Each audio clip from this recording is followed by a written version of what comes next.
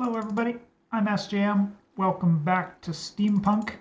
We're here at one of the Ad Astra meteors because I've been looking around for some magma blocks and some netherrack. Unfortunately, this Ad Astra meteor does not have netherrack. That is in fact actually sky stone that you see that kind of looks like netherrack back there. So we got the magma blocks that we needed, but not the netherrack. So we're probably going to have to jump into the nether quickly, and we'll see how bad the heat is over there, if we can survive or not. But a couple of other things that we can grab from here, as well as some of these other nether type resources like some soul sand, soul soil, and blocks of coal. These are going to be important things to have moving forward, and these meteors are a great source of coal, because you can just grab these blocks en masse, right? You can grab blackstone too as well if that's what you're into, but not something that I need for right now. So I'm just going to grab some of this coal while I'm here so that we've got it, because yeah, it's just quick and easy source of lots of coal, because we're going to need a lot of that so that we can make coal coke, so that we can jump into immersive engineering today. So bear with me here for a couple of minutes. I will gather up some of this stuff here and bring you back when we get to a lava pool, because I'm just going to make a makeshift nether portal, because I don't want to make a diamond pick just to get obsidian at this point right now. Well, it's almost sleepy time, so we'll use the bedroll and not get caught out during the dark. This is a dangerous world after all. Not super dangerous by any stretch, but it's definitely no walk in the park, that's for sure.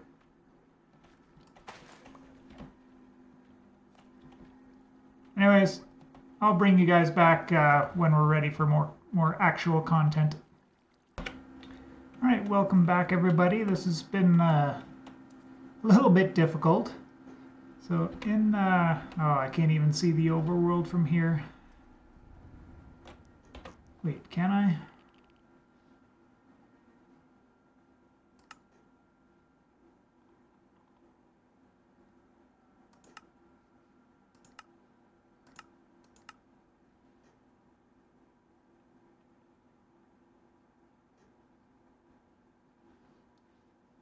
And sometimes we can go to the overworld through the settings there. I can't flip through it there. But anyways, there doesn't seem to be two important things. So I forgot to mention before was that I did quite a big travel. Like in my initial travels, I didn't remember seeing any. And then in between episodes, I was wandering around the world looking for a ruined nether portal so that we could get the magma blocks and the netherrack that I needed to get our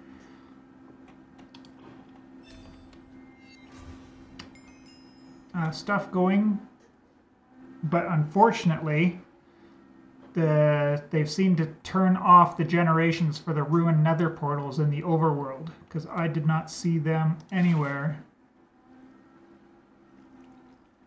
Perfect. I think that should be perfect anyways. Yep. So then my next thought was we could find a lava pool somewhere in the overworld. There aren't any actual lava pools on the surface anyways. What maybe on the minimap looks like a lava pool actually just turns out to be flowing lava. So I was wandering around down here, and I saw some lava on a level that didn't require respiration.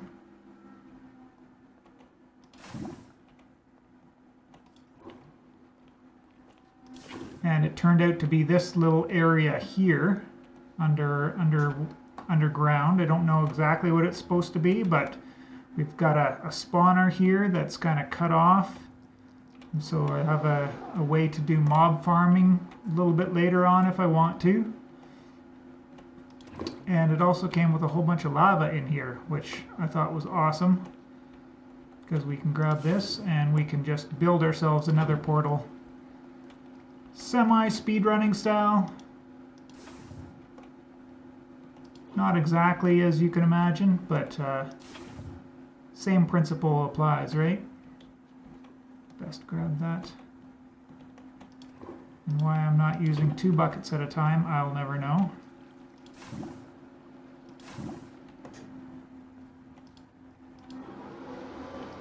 But this way, at least we can get into the nether here. Don't want you for right now, so you can go on the wall.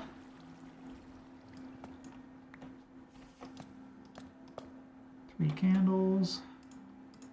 Just need a flint and steel, and we're gonna hope that we get a decent spawn that we can just pop out here in the nether and quickly grab 36 pieces of netherrack so that we can get our industrial engineering blast furnace. That's the guy we're trying to build this episode, so fingers crossed that we don't end up in the Soul Sand Valley or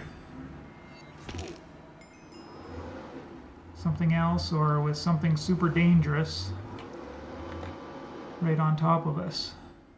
I'm just going to let the terrain generate here on pause for a second.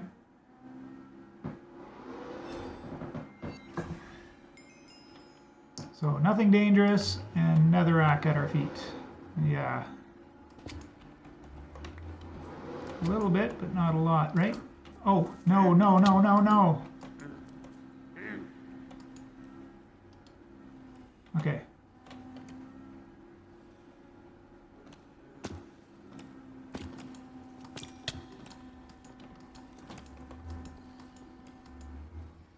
Oh, come on.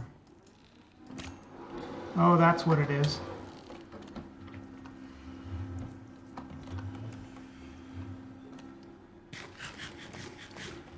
And our heat's getting out of control, so got to try and get out of here. And he's not going to let me.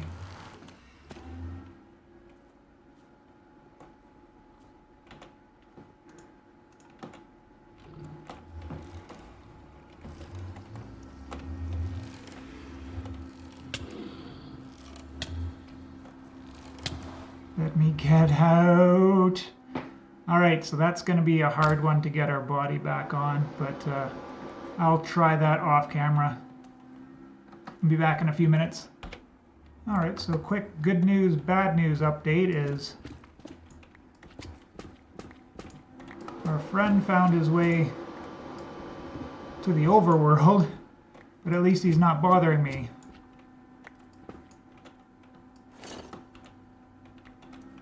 Here right now.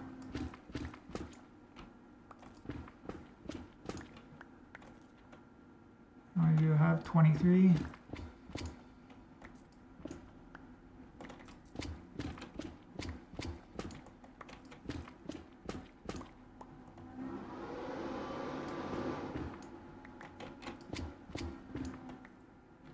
Soulstone. Alright, we got lots now. We can get out of here. And I'm surprised I'm not taking damage from it being so hot here.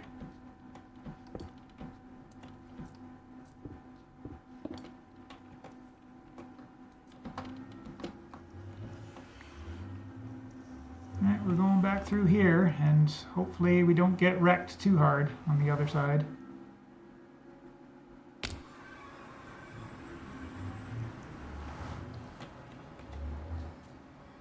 Well, Joseph came through.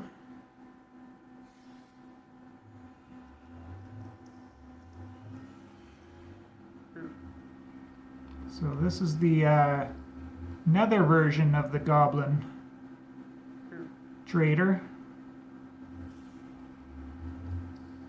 2 netherite ingots for a totem of undying. Okay.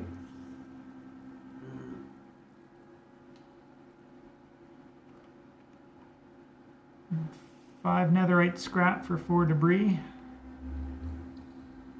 And we could get a few emeralds from some carrots if we had them. Salt I don't want.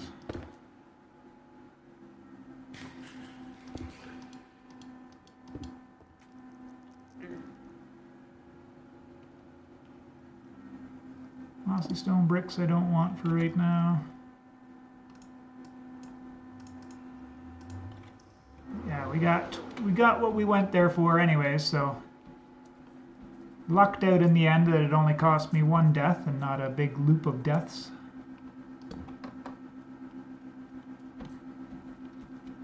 And we'll get up here and let's dive on into it.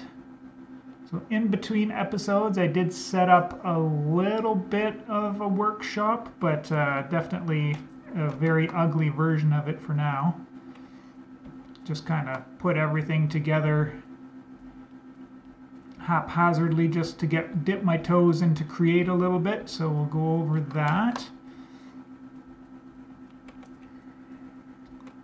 So I dug out a little room here, put down a water wheel, made the large size, so it actually required a little bit more gearing to get the mixer going. But I set myself up with a that would stop lagging. That would be nice. A mechanical press, a mixer and a basin, and yeah, so just show you here quickly. You can see it in the tooltip there.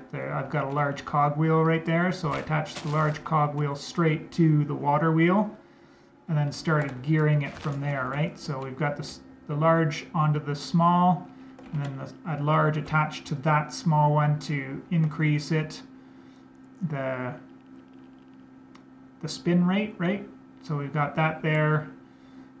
Then our just came off the press here for now, and then geared it up one more time to be able to get the mixer spinning fast enough to be able to work.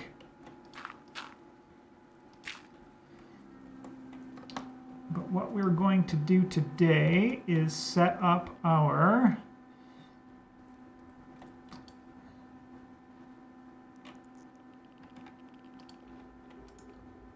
is this interfering? Where's my bookmarks?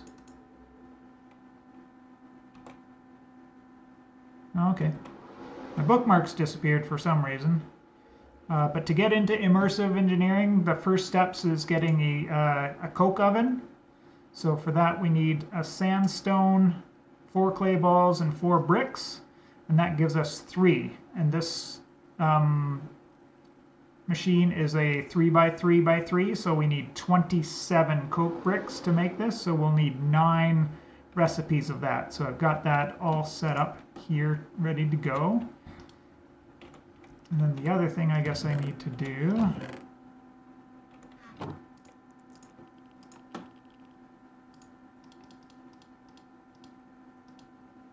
so we'll need 36, right?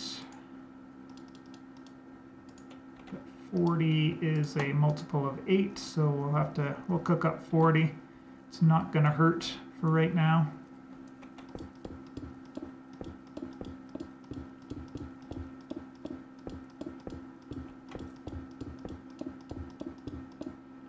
So now that we've got that shape there, we need an immersive engineering hammer.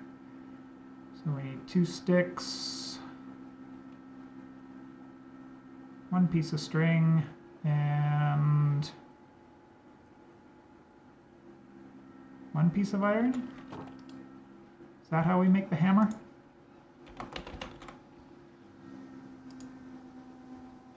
Two pieces of iron.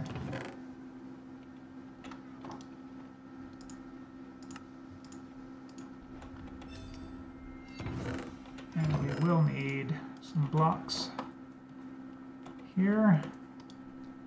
Just hammer that. Then we put coal. You can also put wood in here to make charcoal, but that's obviously pretty inefficient when we can do it in a regular furnace. But doing blocks, I think you get to do the amount of blocks. So you can cook one block in the time that it takes to cook 8 individual pieces. So you get it's a little bit more efficient to do it this way, time-wise, I believe, unless they've changed things since the last time I've played.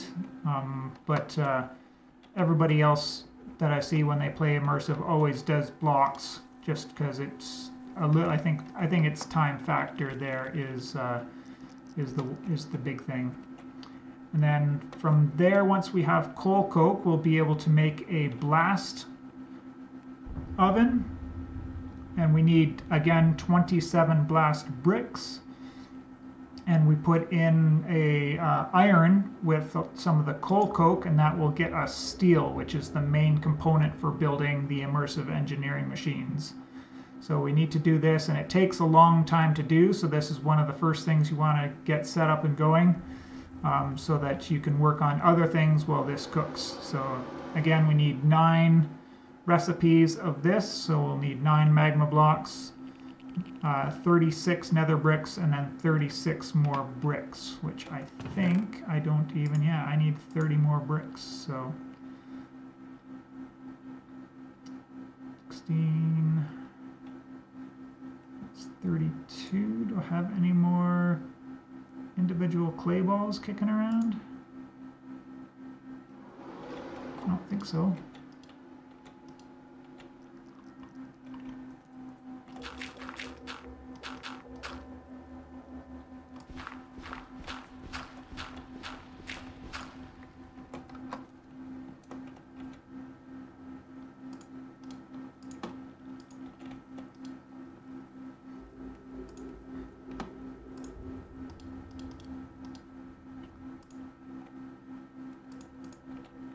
There we go. That should sort that. So we got all of that stuff cooking up. So between episodes, as I mentioned, I went out to the overworld and I did a great big adventure.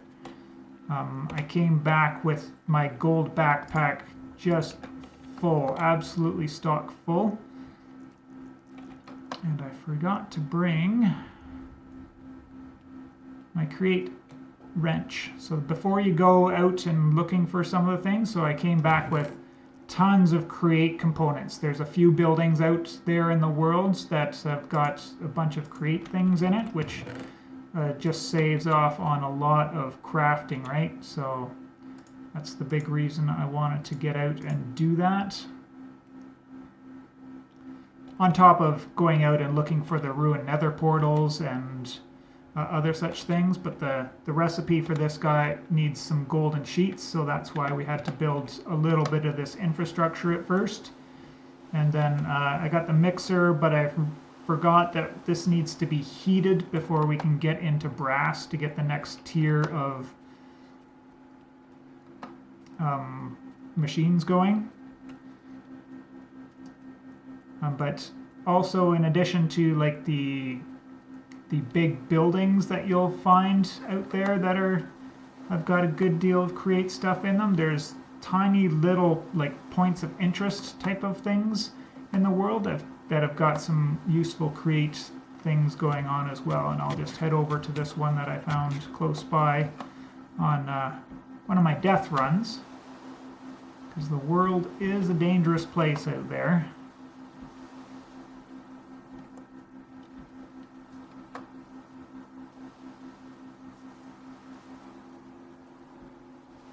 And sometimes these have got like campfires at them, so they stick out really well, but sometimes they're hidden extremely well, like this one is right here. So if I hadn't walked right on top of it, I never would have seen it.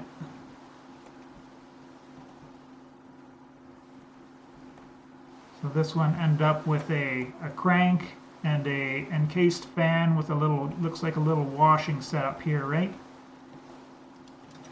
And it comes with a free toolbox with some resources in it. I like to clear out the resources first, and then you just right click or left click on that guy and it'll pop into your inventory, and we can store a whole bunch of create components in there, and it makes it handy dandy for accessing them after the fact. But Having the wrench with you just means if you crouch and left click on it, you can instantly break and pick up those create-based things really quickly.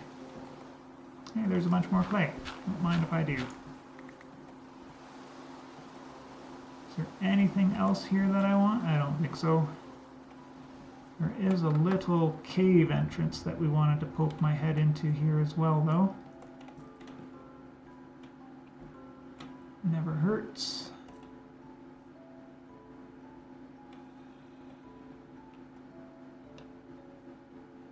Yeah, nothing too interesting in there.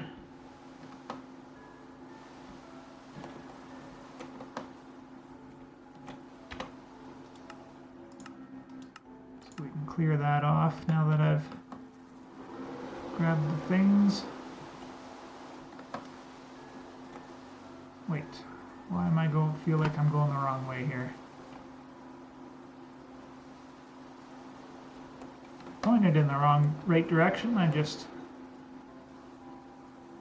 waypoint is set, I think, at the top of one of the trees on top of the hills there. So that's why it's so high up in the air, and I can usually not see it too good.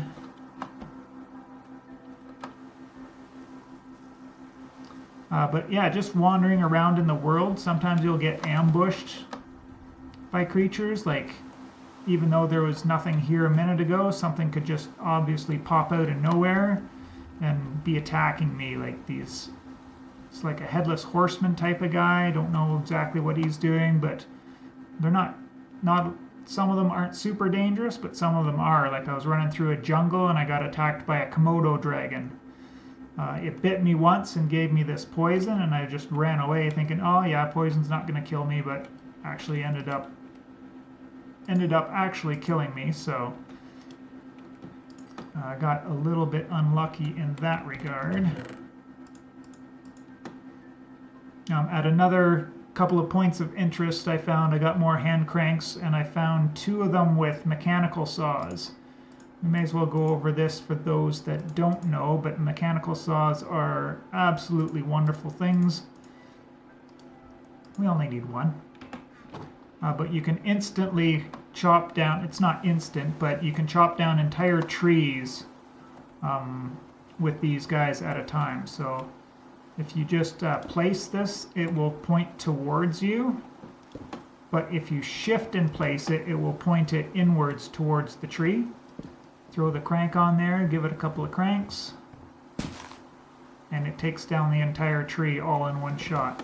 Use your wrench, pick it up quickly, and you'll have to grab all the resources, but just like that, real fast way of getting wood, especially if you're doing oak and you get those gangly trees, or because I'm going to be using acacia in my build, these guys are always a pain in the butt to knock down, right? So mechanical saw is going to be a great quality of life there.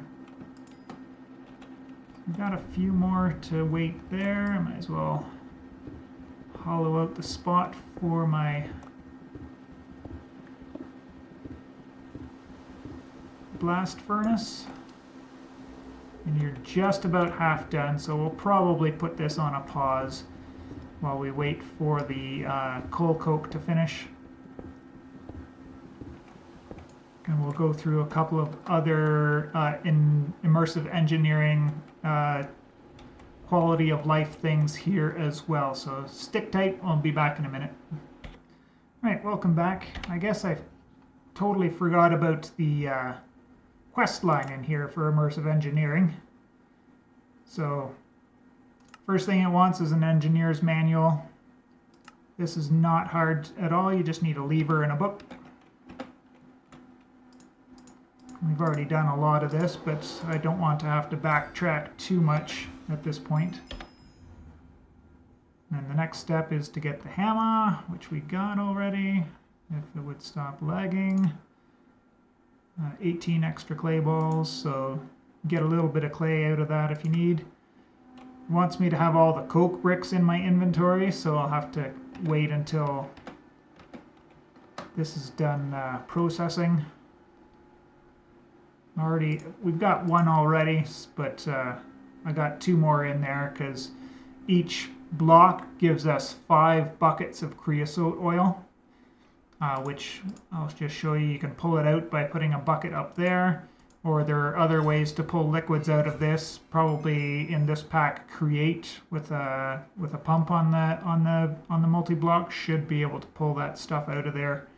Otherwise, another way to void it off would be to break one of these bricks and then put it back in, and that will void off anything that's in there. So I would lose any amount of processing that I had done, or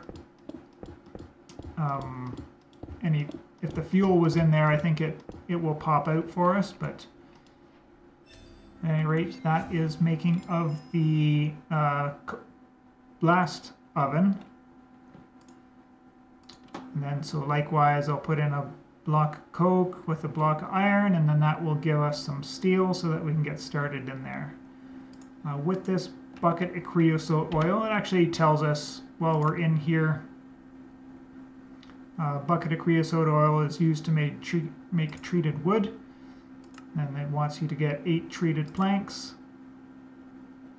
and then onto the blast brick, so I'll have to do that all after, and then we'll get to the steel. Asks us to make 4 ingots of steel, so I'll just have to break that brick down, and it will give us that, and it'll lead us on through the quest into some of the other crafting materials that we need to do some of the multi-blocks. The engineer's manual is super important for making the multi-blocks in the thing, and as well as for all the general information that you need. They've actually expanded this since the last time I played, but what do we want?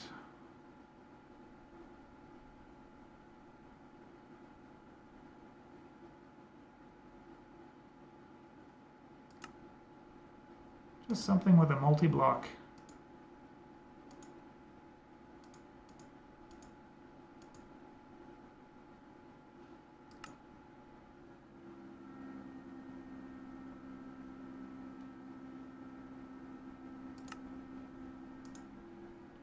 There we go. So this is an example of one of the multi-blocks that they've got in the pack, where you have to get all of these ingredients, which if you just hover over this question mark over in the corner there, it'll tell you all of the things that you need to build this. It shows you in a way that you can put that all together. And there used to be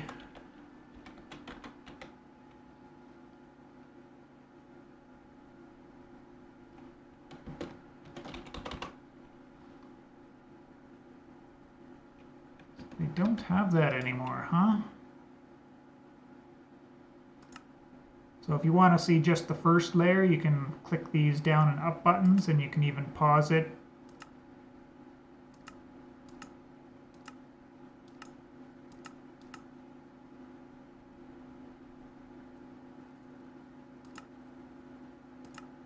If you're stuck on where you should be building it, you can spin this around and look at it.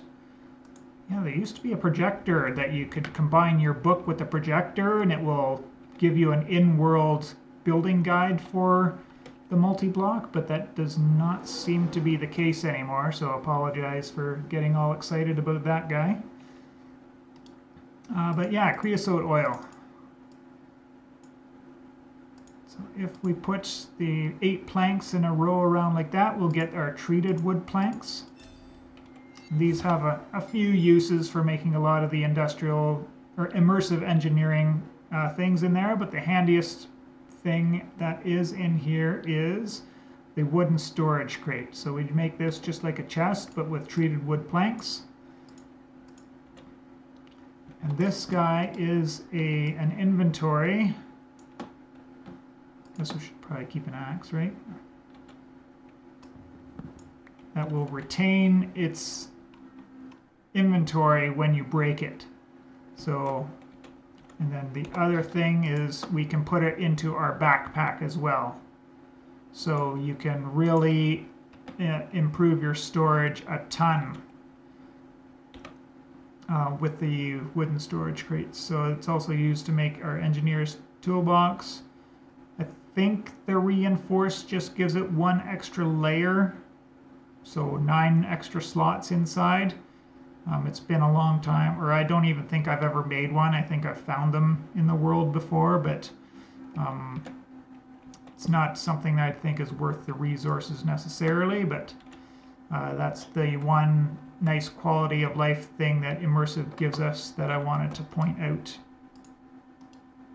Oh, that totally reset. I just wanted to pull the one out, and I ended up pulling both, but at the very least I can grab all these bricks now and complete off that quest. And we'll have to backtrack to get all those quests done, because why not get the free rewards while we're going through all this stuff? Anyways, that's everything I wanted to go through in this episode. I hope you all enjoyed, and we will see you in the next one.